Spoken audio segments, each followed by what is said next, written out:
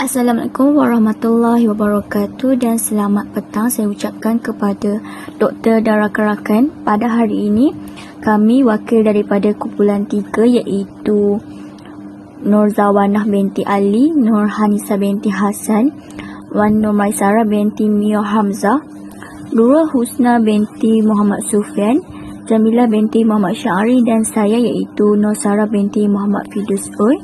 Kami akan berkongsi berkaitan dengan ketidakupayaan pendengaran. Menurut Jabatan Pembangunan Orang Kurang Upaya, Jabatan Kebajikan Masyarakat 2011 menyatakan kurang upaya pendengaran ini bermaksud tidak dapat mendengar dengan jelas di kedua-dua belah telinga tanpa menggunakan alat pendengaran ataupun tidak dapat mendengar langsung walaupun dengan menggunakan alat bantu pendengaran. Seseorang yang mengalami masalah pendengaran secara amnya akan menggunakan alat bantu pendengaran dan mempunyai sisa pendengaran yang mencukupi yang membolehkannya berjaya memproses maklumat linguistik menerusi pendengaran.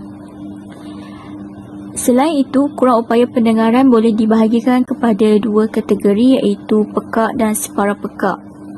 Pekak ni bermaksud apabila seseorang memiliki derai dengar yang tidak boleh berfungsi langsung, manakala kategori separa pekak pula ni merujuk kepada kanak-kanak yang derai dengarnya yang rosak masih boleh berfungsi dengan alat bantu pendengaran maupun bantuan yang sesuai.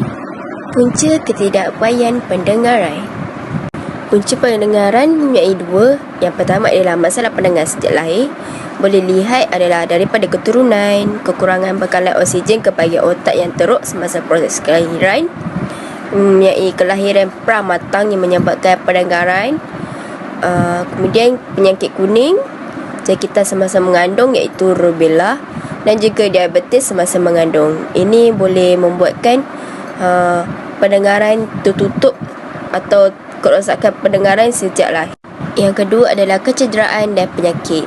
Dapat dilihat adalah tai telinga yang mengeras di dalam telinga yang menyumbatkan pendengaran. Kemudian ubat-ubatan yang bahaya seperti komeroterapi, aspirin. Kemudian kegendang telinga pecah kerana terlalu korek terlalu dalam. Kemudian jangkitan kuman pada telinga iaitu otitis media. Seterusnya selalu terdedah dengan bunyi bising yang membolehkan telinga menjadi pekak. Seterusnya adalah peningkatan umur seperti warga emas. Kerana peningkatan umur ni kebanyakan warga emas mempunyai masalah pendengaran dan mereka kebanyakannya dapat mendengar secara jelas tak jelas. Seterusnya kita akan mengetahui tentang klasifikasi atau tahap-tahap pendengaran. Tahap pendengaran terbagi kepada 5 iaitu normal, ringan, sedang teruk, teruk dan sangat teruk. Bagi pendengaran normal, bunyi dapat dikesan pada intensiti yang rendah iaitu kurang daripada 25 desibel. Manakala bagi tahap ringan pula antara 25 desibel hingga 40 desibel. Jadi bagi sesiapa yang mengalami masalah pendengaran tahap ini akan mengalami kesukaran untuk berkomunikasi dalam keadaan yang bising di mana seseorang itu akan meminta percakapan diulang berkali-kali. Seterusnya, tahap pendengaran sederhana pula dapat mengesan bunyi antara 45 desibel sehingga 65 desibel. Pada tahap ini, suara sendiri akan menjadi perlahan dan bunyi di sekeliling akan menjadi perlahan. Untuk tahap yang seterusnya adalah teruk.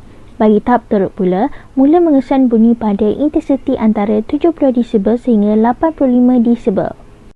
Tahap yang terakhir ialah tahap masalah pendengaran yang sangat teruk di mana bunyi yang dapat dikesan ialah antara 90 desibel dan ke atas iaitu 120 desibel. Pada tahap ini, proses komunikasi akan menjadi lebih sukar kerana penyampai harus menguatkan suara mereka untuk menyampaikan mesej kepada orang tersebut. Seterusnya, tanda atau gejala kurang upaya pendengaran. Bagi kanak-kanak, mereka menunjukkan tanda-tanda seperti tiada langsung tindak balas atau tindak balas boleh dilihat hanya kepada bunyi bising. Seterusnya, kanak-kanak juga menjadi lambat atau gagal untuk bertutur. Bagi orang dewasa pula, mereka kerap meminta orang mengulangi percakapan, sukar untuk mendengar dalam suasana yang bising, kerap menguatkan bunyi televisyen, mengalami kesukaran untuk berkomunikasi dengan keluarga dan rakan-rakan, mendengar bunyi-bunyi dalam telinga dan mendengar bunyi telefon hanya apabila duduk rapat dengan telefon tersebut. Okey, baiklah. Untuk seterusnya ialah bahagian pengurusan dan rawatan. Untuk pengurusan dan rawatan, adalah lebih baik disenaraikan langkah-langkahnya terlebih dahulu mengikut jenis-jenis kecacatan pendengaran. Seperti yang pertama, iaitu konduktif. Kebiasaannya, kebanyakan kecacatan jenis konduktif ini boleh dirawat dengan menggunakan rawatan ubat dan pembedahan. Sebagai contoh, jika seseorang itu mempunyai tahi telinga atau kotoran yang tersumbat, perkara yang perlu dilakukan ialah membersihkan telinga dengan membuang kotoran tersebut. Seterusnya, seseorang yang mempunyai jangkitan kuman pada bahagian rongga tengah telinga, usaha yang boleh dilakukan ialah dengan cara pengambilan ubat yang disarankan ataupun melalui pembedahan. Okey, baiklah. Untuk individu yang mempunyai masalah otosklerosis pula, iaitu gangguan pendengaran yang disebabkan oleh pertumbuhan tulang pendengaran yang abnormal. Mereka perlulah mendapatkan pembedahan pada telinga oleh pakar-pakar telinga. Dan akhir sekali, penggunaan alat bantuan pendengaran bagi mereka yang tiada pilihan untuk kaedah ubat maupun pembedahan. Okey, seterusnya untuk jenis yang kedua iaitu sensory neural.